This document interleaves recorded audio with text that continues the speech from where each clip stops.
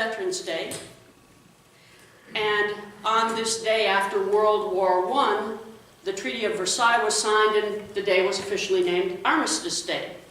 And as I've said, Armistice Day celebrated the peace that came after what everyone hoped was the last great war. Unfortunately, the peace treaty was signed with the idea of rewarding the victors while punishing those who had lost.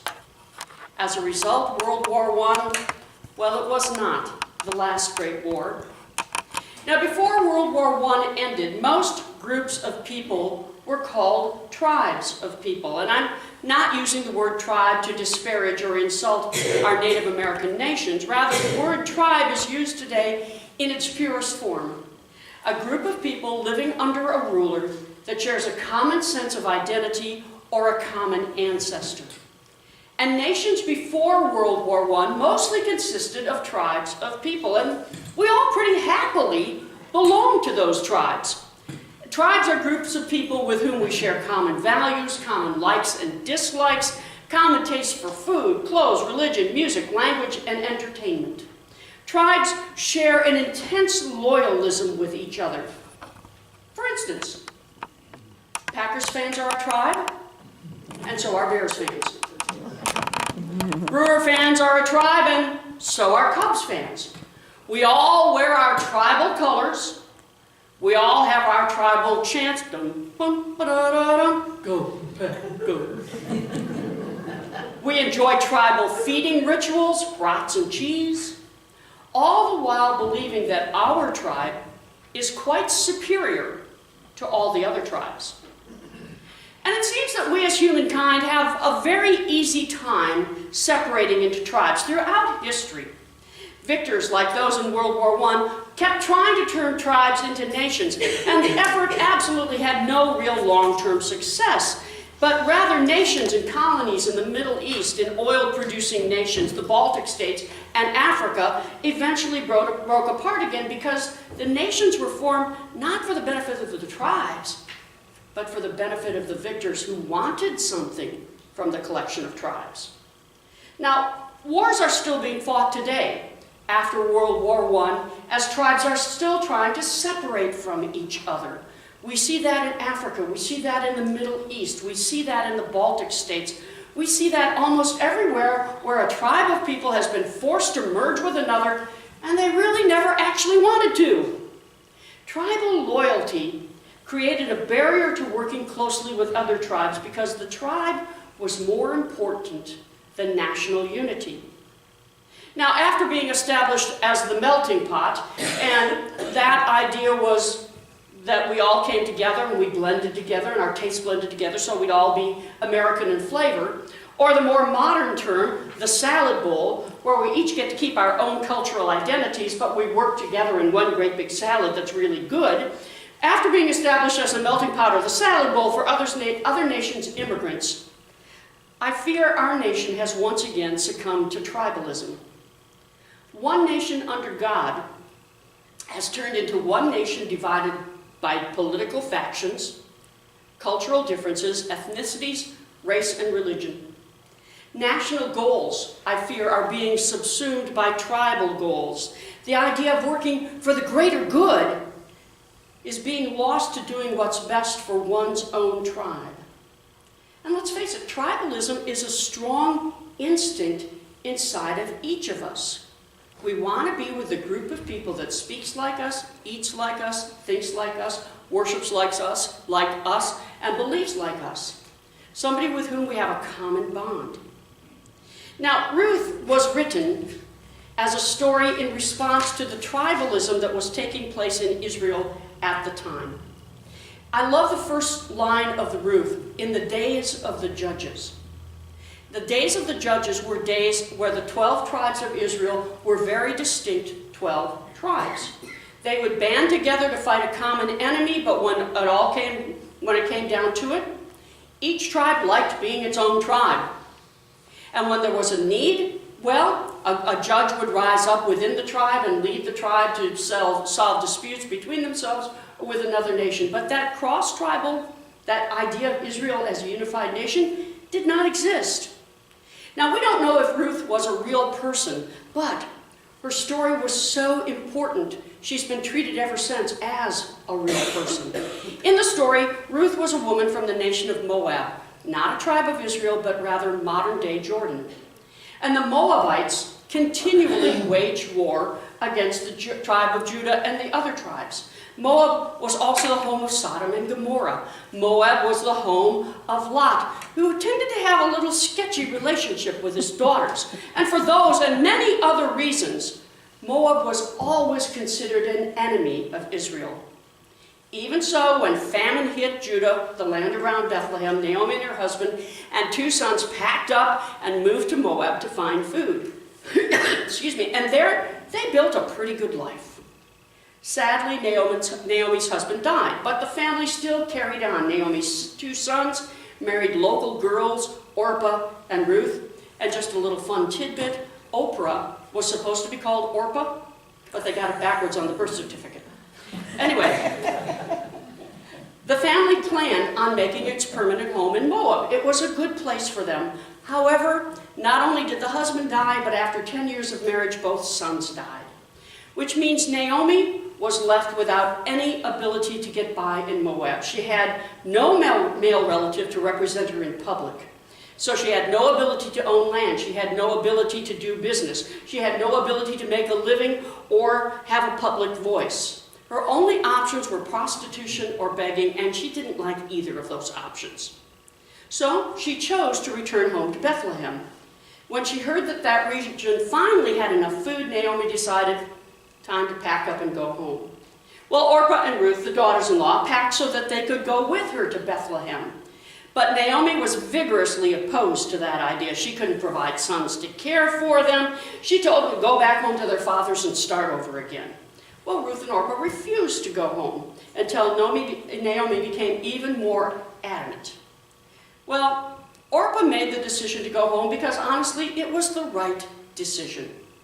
She knew that she really would be a burden to Naomi, as Naomi tried to help her find her way as a foreigner in the land of Judah, as a despised Moabite in the land of Judah. She knew her presence might make it even harder for Naomi than if she left her alone. So, out of respect and knowing the problems that they both would face, she went home to Moab. But Ruth absolutely refused.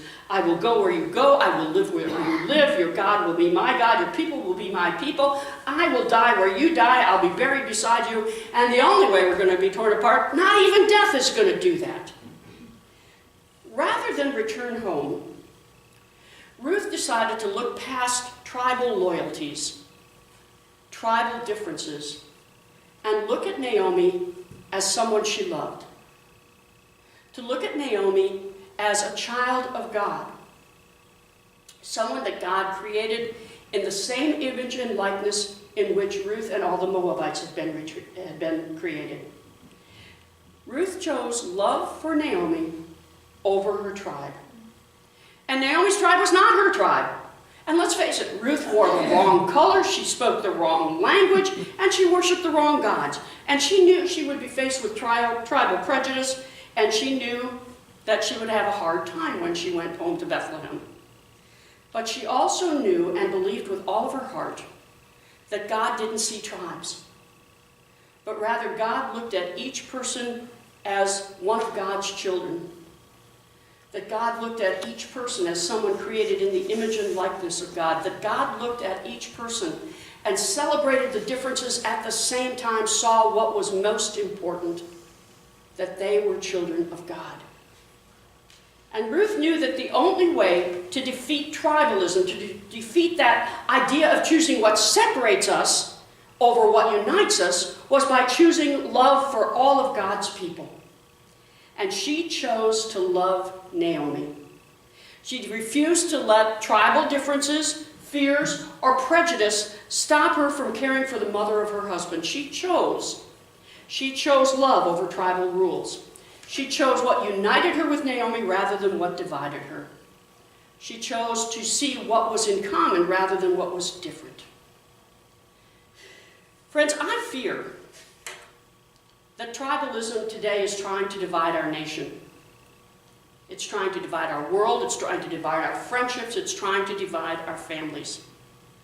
And tribalism causes us to be suspicious of anyone that does not claim our tribe.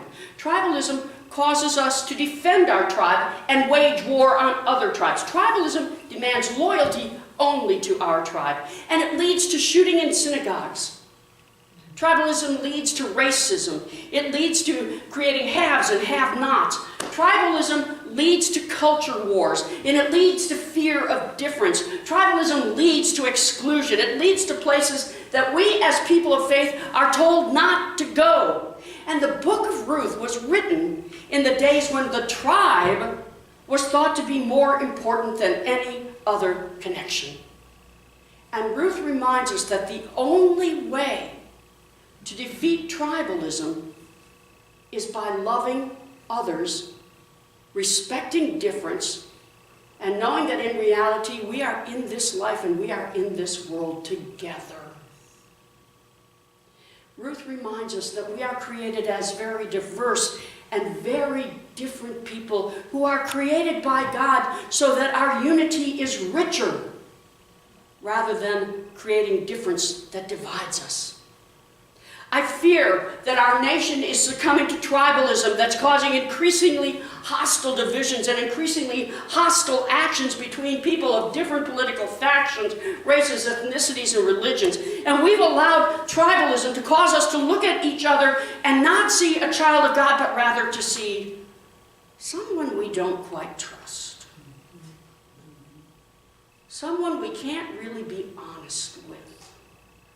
Someone who just might choose to think of us as less than rather than equal with. I think and I fear that we have allowed tribalism to focus our love only on our tribe while ignoring the needs of others. We have forgotten that difference and diversity strengthen unity, while tribalism serves only to divide us. See, Ruth was trying to teach us one simple lesson, at least one of the things, and that is God created difference and diversity, but ultimately, we are all people of God. We are all created by the same God. We are all created as sisters and brothers of Jesus. Ruth knew that, and she was able to travel into an unknown place, a place where she had every right to be afraid and embrace it because of her love for Naomi. And it's Ruth's decision to love all of God's children. Well, that's one of the reasons why Christian gospel writers made sure that Ruth was included in Jesus' genealogy. Ruth, if you look in there, was one of the 4 women listed in Jesus' genealogy, both in Matthew and in Luke, because Christian gospel writers believe that God came to earth for all of God's people, not just for a few tribes.